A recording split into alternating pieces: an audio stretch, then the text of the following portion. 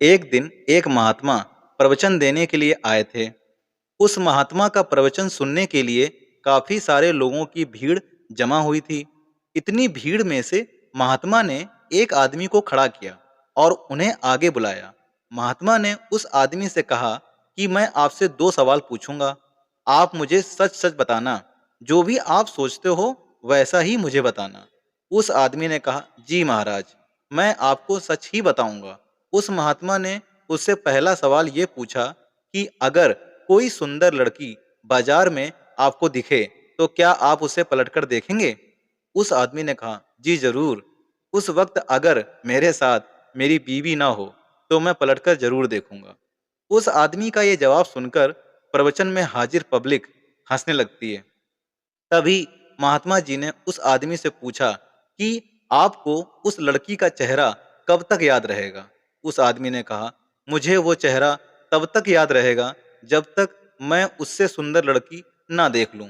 उस आदमी का ये जवाब सुनकर वहां हाजिर लोग फिर से हंसने लगते हैं। फिर वो व्यक्ति बाद में बोलता है कि ज्यादा से ज्यादा मुझे वो लड़की 2 से 3 दिन तक याद रहेगी। महात्मा जी ने कहा, अच्छा ठीक है।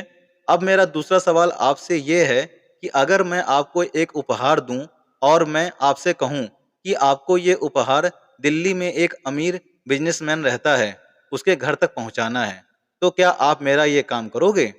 उस आदमी ने कहा, जी बिल्कुल, क्यों नहीं, जैसा आप कहो वैसा मैं करूंगा।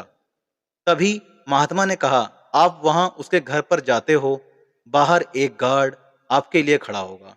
वो अंदर जाके अपने मालिक से आपके बारे में बताएगा। वो बिजनेसमैन अपने सब काम छोड़कर आपसे मिलने के लिए बाहर आएगा। सिर्फ इतना ही नहीं, वो बाहर आकर आपसे उपहार लेके आपको अंदर आने के लिए कहता है और आपके मना करने के बावजूद भी वो आपको अपने घर में लेकर ही जाता है। फिर वो बिजनेसमैन आपसे खाना खाने के लिए आग्रह करता है। आपके मना करने के बावजूद भी वो आपको खाना खाने के लिए मनाता है। आपके लिए अलग-अलग कई सारे पकवान बनाए जाते हैं और आपको खिलाया जाता है।